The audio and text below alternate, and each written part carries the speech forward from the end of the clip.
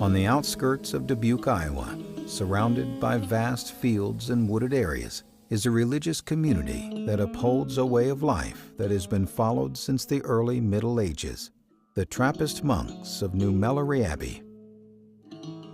The Cistercian monastic life began nearly 1,000 years ago and follows the rule of Saint Benedict. The brothers actively live this discipline, which focuses their day around work, prayer, and reading.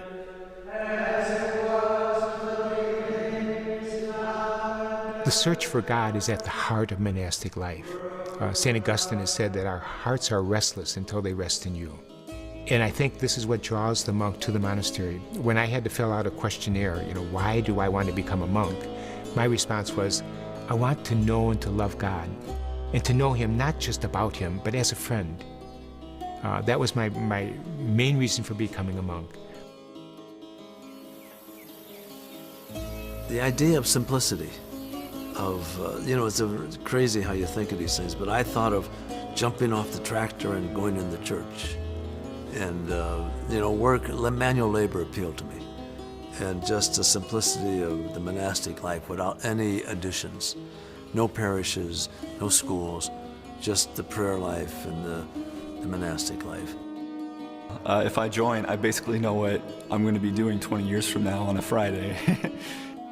For me, I really like the monastic lifestyle as far as the schedule goes because it does provide structure. There is a structuring. We have vigils at 3:30 every day.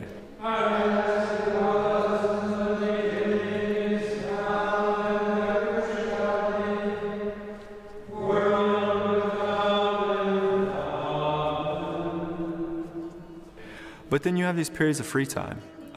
Vigils usually ends about 4:15, and from 4:15 to 6:30, you have free time. If you want to go walk in the woods and pray, you can. If you would like to do Lectio Divina and read, you can. If you would like to get breakfast, you can. And so for me, I like that you have this framework that's very concrete, but then within that, you have this great spontaneity. Manual labor is the counterpart to the many hours of contemplation and meditation in the Abbey.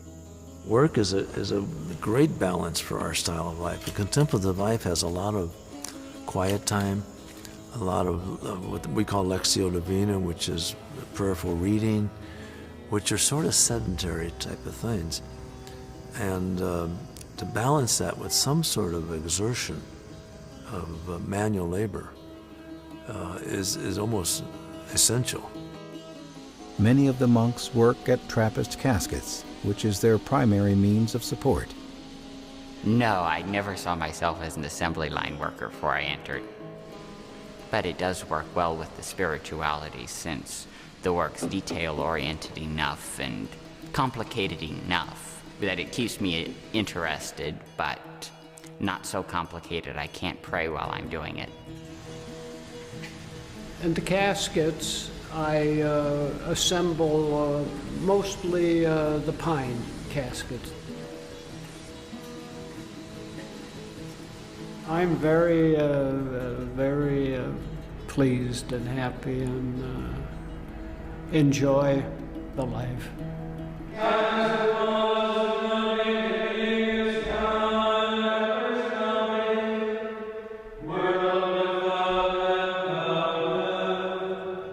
For contemplative life, you don't look for, do they know how to pray?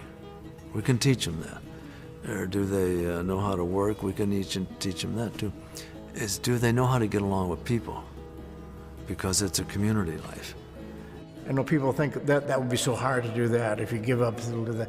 Well, no, when you're in the environment and in the routine and the patterns, you're living on maybe a slightly different level, but those things are no longer important. You don't even miss them.